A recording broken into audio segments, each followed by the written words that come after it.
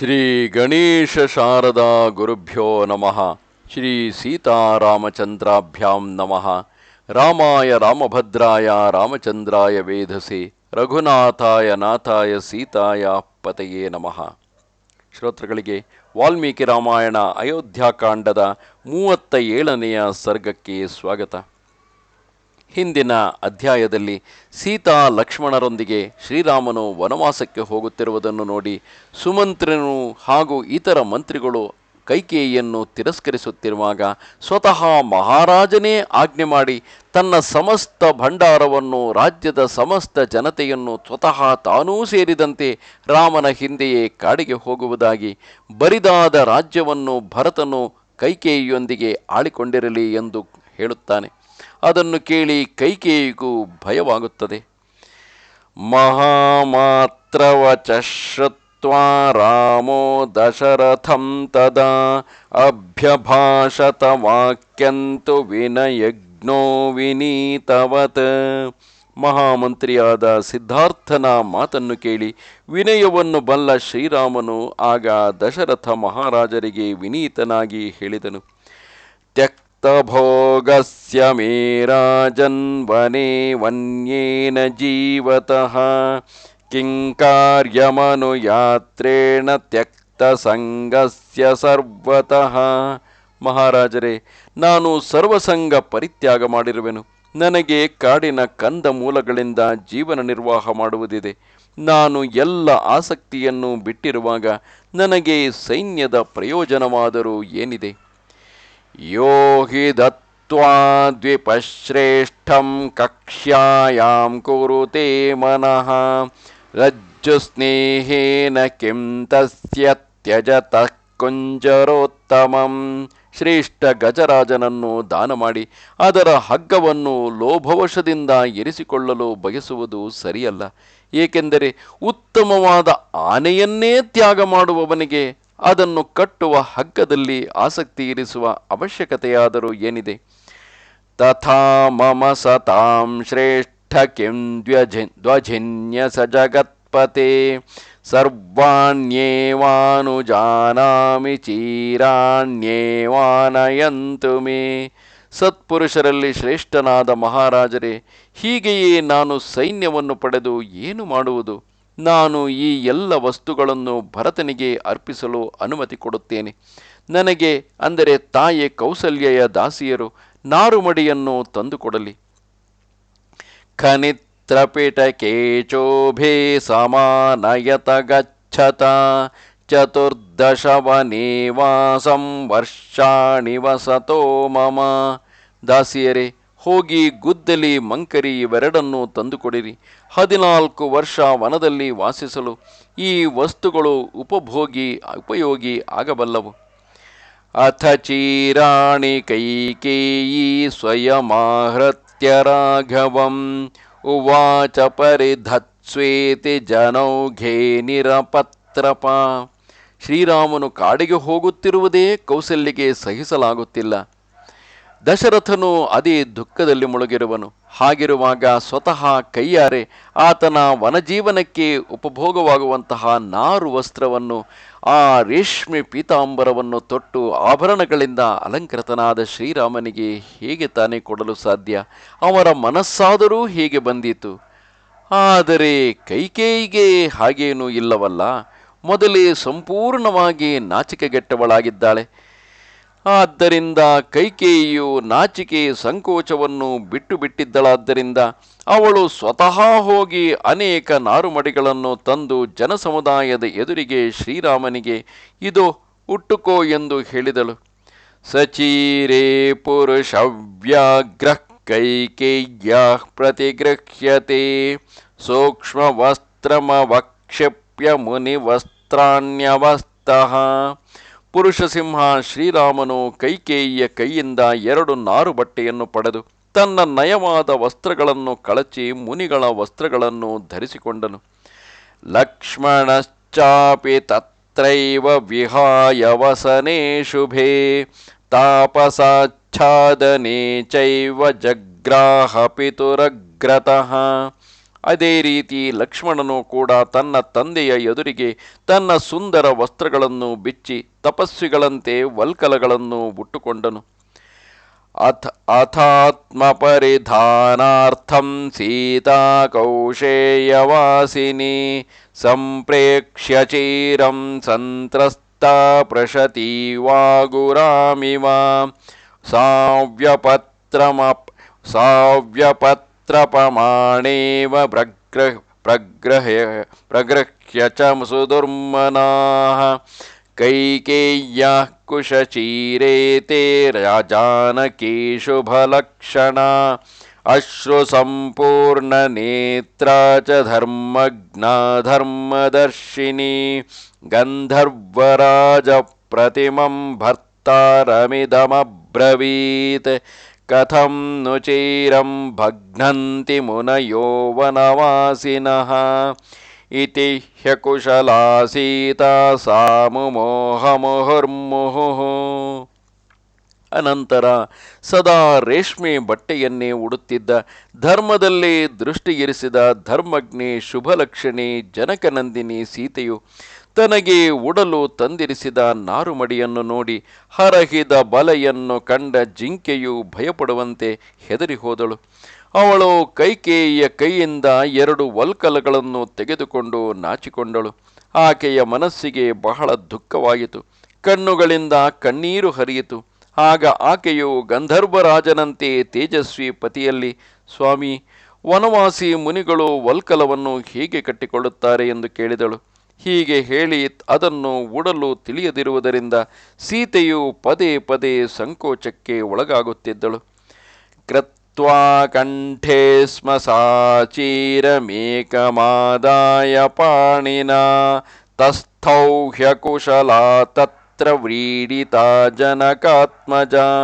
ನಾರುಮಡಿಯನ್ನು ಧರಿಸಲು ಅರಿಯದಿರುವ ಜಾನಕಿಯು ಲಜ್ಜಿತಳಾಗಿ ಒಂದನ್ನು ಹೆಗಲ ಮೇಲೆ ಹಾಕಿಕೊಂಡು ಇನ್ನೊಂದನ್ನು ಕೈಯಲ್ಲಿ ಹಿಡಿದು ಸುಮ್ಮನೆ ನಿಂತುಕೊಂಡಿದ್ದಳು.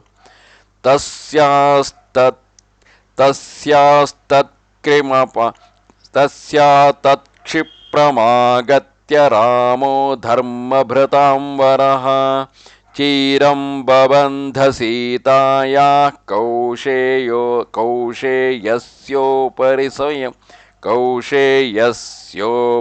ಸ್ವಯಂ. ಆಗ ಧರ್ಮಾತ್ಮರಲ್ಲಿ ಶ್ರೇಷ್ಠನಾದ ಶ್ರೀರಾಮನು ಕೂಡಲೇ ಆಕೆಯ ಬಳಿಗೆ ಹೋಗಿ ಸ್ವತಃ ತನ್ನ ಕೈಗಳಿಂದಲೇ ಅವಳ ರೇಷ್ಮೆ ಸೀರೆಯ ಮೇಲೆ ನಾರುಮಡಿಯನ್ನು ಉಡಿಸಲು ತೊಡಗಿದನು. ರಾಮಂ ಪ್ರೇಕ್ಷ್ಯತು ಸೀತಾಯ ಬದ್ಧಂತಂ ಚೀರಮುತ್ತಮಂ ಅಂತಃಪುರಚರಾನಾರ್ಯೋ ಮುಮುಚುರ್ವಾರಿನಿತ್ರಜಂ. ಸೀತೆಗೆ ಉತ್ತಮ ನಾರುಮಡಿಯನ್ನು ಉಡಿಸುತ್ತಿರುವ ಶ್ರೀರಾಮನನ್ನು ನೋಡಿ ರಾಣಿವಾಸದ ಸ್ತ್ರೀಯರು ಕಣ್ಣುಗಳಿಂದ ಕಣ್ಣೀರು ಹರಿಸಿದರು. ಊಚುಶ್ಚ ಪರಮಾಯತ್ತ ರಾಮಂ ಜ್ವಲಿತ ತೇಜಸಂ ವತ್ಸನೈವಂ ನಿಯುಕ್ತೇಯಂ ವನವಾಸೇ ಮನಸ್ವಿನಿ. ಅವರೆಲ್ಲರೂ ಖಿನ್ನರಾಗಿ ಉಜ್ವಲ ತೇಜವುಳ್ಳ ಶ್ರೀರಾಮನಲ್ಲಿ, ಮಗು, ಬುದ್ಧಿವಂತ ಸೀತೆಗೆ ಈ ಪ್ರಕಾರ ವನವಾಸದ ಆಜ್ಞೆ ಕೊಡಲಾಗಲಿಲ್ಲ. ಪಿತುರ್ವಾಕ್ಯಾನುರೋಧೇನ ಗತಸ್ಯ ವಿಜನಂ ವನಂ ತಾವದ್ದರ್ಶನಮಸ್ಯಾನಃ ಸಫಲಂ ಭವತು ಪ್ರಭೋ. ಪ್ರಭೋ, ನೀನು ಪಿತೃವಾಕ್ಯ ಪರಿಪಾಲನೆಗಾಗಿ ನಿರ್ಜನ ವನದಲ್ಲಿ ಇರುವ ತನಕ ಈಕೆಯನ್ನು ನೋಡಿ ನಮ್ಮ ಜೀವನ ಸಫಲವಾಗುವಂತೆ ಮಾಡು. ಲಕ್ಷ್ಮಣೇನ ಸಹಾಯೇನ ವನಂ ಗಚ್ಚಸ್ವ ಪುತ್ರಕ ನೇಯಮರ್ಹತಿ ಕಲ್ಯಾಣಿ ವಸ್ತುಂ ತಾಪಸವದ್ವನೇ. ಮಗು, ನೀನು ಲಕ್ಷ್ಮಣನನ್ನು ಜೊತೆಯಾಗಿಸಿಕೊಂಡು ಕಾಡಿಗೆ ಹೋಗು. ಆದರೆ ಈ ಕಲ್ಯಾಣಿ ಸೀತೆಯು ತಪಸ್ವಿ ಮುನಿಗಳಂತೆ ವನದಲ್ಲಿ ವಾಸಿಸಲು ಯೋಗ್ಯಳಲ್ಲ. ಕುರು ನೋ ಯಾಚನಂ ಪುತ್ರ ಸೀತಾ ತಿಷ್ಠತು ಭಾಮಿನಿ ಧರ್ಮ ನಿತ್ಯ ಸ್ವಯಂ ಸ್ಥಾತುಂ ನಹೀದಾನೀಂ ತ್ವಮಿಚ್ಛಸಿ. ಮಗನೇ, ನೀನು ನಮ್ಮ ಯಾಚನೆಯನ್ನು ಸಫಲಗೊಳಿಸು. ಭಾಮಿನಿ ಸೀತೆಯು ಇಲ್ಲೇ ಇರಲಿ. ನೀನಾದರೂ ನಿತ್ಯ ಧರ್ಮಪರಾಯಣನಾಗಿರುವೆ. ಆದ್ದರಿಂದ ಸ್ವತಃ ಈಗ ಇಲ್ಲಿರಲು ಬಯಸುವುದಿಲ್ಲ. ಆದರೆ ಸೀತೆಯಾದರೂ ಇಲ್ಲೇ ಇರಲಿ. ತಾಸಮೇವಂ ವಿಧಾವಾಚ ಶೃಣ್ವನ್ ದಶರಥಾತ್ಮಜಃ ಬಬಂಧೈವ ತಥಾ ಚೀರಂ ಸೀತಯಾ ತುಲ್ಯಶೀಲಯಾ ಚೀರೆ ಗೃಹೀತೆ ತು ತಯಾ ಸಬಾಷ್ಪೋ ನೃಪತಿರ್ಗುರುಃ ನಿವಾರ್ಯ ಸೀತಾಂ ಕೈಕೇಯೀಂ ವಸಿಷ್ಠೋ ವಾಕ್ಯಮಬ್ರವೀತ್. ತಾಯಂದಿರ ಇಂತಹ ಮಾತುಗಳನ್ನು ಕೇಳುತ್ತಿರುವಾಗಲೇ ದಶರಥನಂದನ ಶ್ರೀರಾಮನು ಸೀತೆಗೆ ನಾರುಮಡಿಯನ್ನು ಉಡಿಸಿಯೇ ಬಿಟ್ಟನು. ಪತಿಯಂತೆ ಶೀಲ ಸ್ವಭಾವವುಳ್ಳ ಸೀತೆಯು ವಲ್ಕಲಗಳನ್ನು ಧರಿಸಿದಾಗ ರಾಜಗುರು ವಸಿಷ್ಠರ ಕಣ್ಣುಗಳಲ್ಲಿ ನೀರು ತುಂಬಿ ಬಂತು. ಅವರು ಸೀತೆಯನ್ನು ತಡೆಯುತ್ತಾ ಕೈಕೇಯಿಯ ಬಳಿ ಹೇಳಿದರು. ಅತಿ ಪ್ರವೃತ್ತೆ ಧರ್ಮೇಧೇ ಕೈಕೇಯಿ ಕುಲಪಾಂಸನಿ ವಂಚಯಿತ್ವಾತು ರಾಜಾನಂ ನ ಪ್ರಮಾಣೇವ ತಿಷ್ಠಸಿ. ಮೀರಿ ಅಧರ್ಮದ ಕಡೆಗೆ ಸಾಗುತ್ತಿರುವ ದುರ್ಬುದ್ಧಿಯ ಕೈಕೇಯಿಯೇ, ನೀನು ಕೇಕೆಯ ರಾಜಕುಲದ ಜೀವಂತ ಕಳಂಕವಾಗಿರುವೆ. ಎಲೆ ರಾಜನಿಗೆ ಮೋಸ ಮಾಡಿ ಈಗ ನೀನು ಸೀತೆಯು ಅರಮನೆಯಲ್ಲಿ ಇರುಕೊಡಲು ಬಯಸುವುದಿಲ್ಲವಲ್ಲ.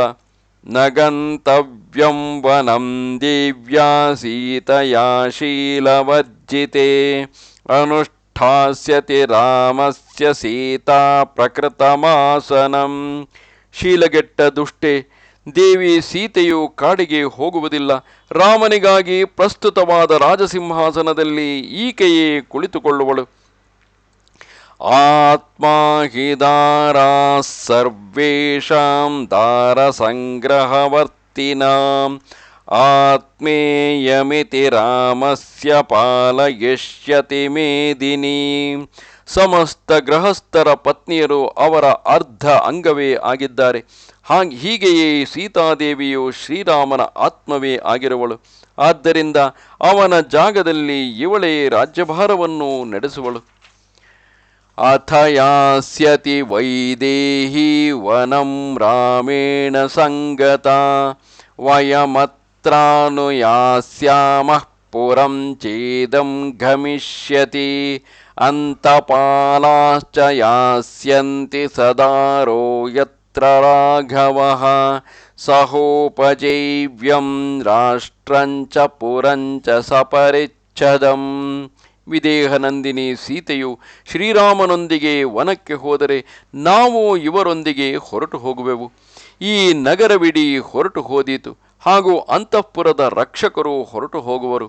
ತನ್ನ ಪತ್ನಿಯೊಂದಿಗೆ ಶ್ರೀರಾಮನು ವಾಸಿಸುವಲ್ಲಿಯೇ ಈ ರಾಜ್ಯ ಮತ್ತು ನಗರದ ಜನರು ಧನ ಸಂಪತ್ತು ಅವಶ್ಯಕ ವಸ್ತುಗಳನ್ನು ಎತ್ತಿಕೊಂಡು ಹೊರಟು ಹೋಗುವರು. ಭರತಶ್ಚ ಸಚತ್ರಘ್ನಶ್ಚೈರವಸಾದನೇಚರಃ ವನೇ ವಸಂತಂ ಕಾಕಸ್ಥ್ಯಮನುವತ್ಸ್ಯತಿ ಪೂರ್ವಜಂ. ಭರತ ಶತ್ರುಘ್ನರೂ ಕೂಡ ನಾರುಮಡಿಯನ್ನು ಉಟ್ಟು ವನದಲ್ಲಿ ಇರುವರು, ಹಾಗೂ ಅಲ್ಲಿ ವಾಸಿಸುವಂತಹ ತಮ್ಮ ಹಿರಿಯ ಅಣ್ಣ ಶ್ರೀರಾಮನ ಸೇವೆ ಮಾಡುವರು.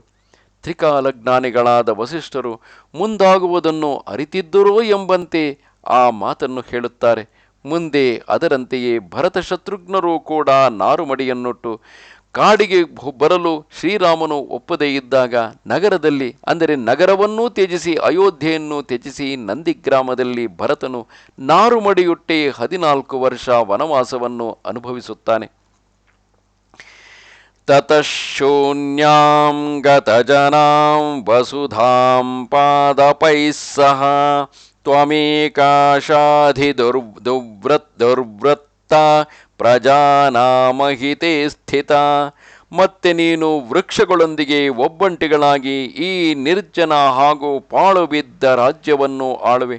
ನೀನು ಬಹಳ ದುರಾಚಾರಣಿಯಾಗಿ ಪ್ರಜೆಗಳ ಅಹಿತವನ್ನು ಮಾಡುವುದರಲ್ಲಿ ತೊಡಗಿರುವೆ. ನಹಿ ತದ್ಭವಿತಾ ರಾಷ್ಟ್ರಂ ಯತ್ರ ರಾಮೋ ನ ಭೂಪತಿಃ ತದ್ವನಂ ಭವಿತಾ ರಾಷ್ಟ್ರಂ ಯತ್ರ ರಾಮೋ ನಿವತ್ಸ್ಯತಿ. ಶ್ರೀರಾಮನು ಎಲ್ಲಿ ರಾಜನಾಗಿರುವುದಿಲ್ಲವೋ ಆ ರಾಜ್ಯವಾಗಿ ಇರಲಾರದು. ಅದು ಕಾಡು ಆಗಿ ಹೋದೀತು ಎಂಬುದನ್ನು ನೆನಪಿಡು. ಶ್ರೀರಾಮನು ವಾಸಿಸುವ ವನವೇ ಒಂದು ಸ್ವತಂತ್ರ ರಾಷ್ಟ್ರ ಆಗುವುದು. ನಕ್ಷದತ್ತಾಂ ಮಹೀಂ ಪಿತ್ರ ಭರತಃ ತ್ವಯಿ ವಾ ಪುತ್ರವದ್ವಸ್ತುಂ ಯದಿ ಜಾತೋ ಮಹೀಪತೇ. ಭರತನು ದಶರಥನಿಂದ ಹುಟ್ಟಿದ್ದವನಾಗಿದ್ದರೆ ತಂದೆಯು ಸಂತೋಷವಾಗಿ ಕೊಡದಿರುವ ರಾಜ್ಯವನ್ನು ಎಂದಿಗೂ ತೆಗೆದುಕೊಳ್ಳಲಾರನು. ಹಾಗೂ ನಿನ್ನೊಂದಿಗೆ ಪುತ್ರನಾಗಿ ವರ್ತಿಸಲು ಇಲ್ಲಿ ಇರಲು ಸಹ ಇಚ್ಛಿಸಲಾರನು.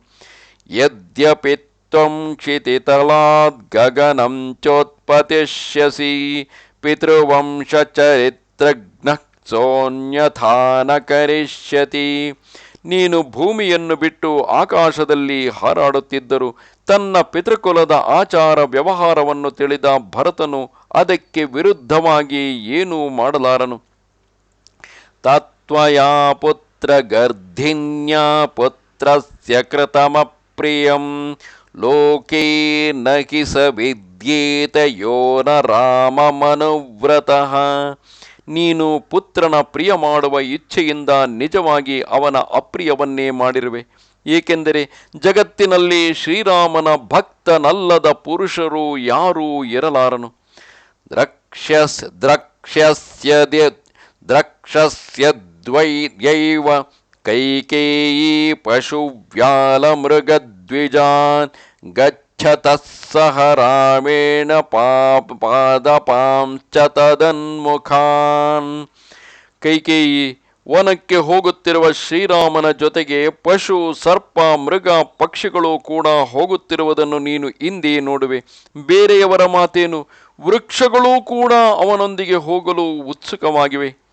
ಅಥೋತ್ತಮಾನ್ಯಭರಣಾನಿ ದೇವಿ ಸ್ನುಷಾಯೈ ವ್ಯಪನೀಯ ಚೀರಂ ನ ಚೀರಮಸ್ಯಾ ಪ್ರವಿಧೀಯತೇತಿ ನ್ಯವಾರಯತ್ತದ್ ವಸನಂ ವಸಿಷ್ಠಃ.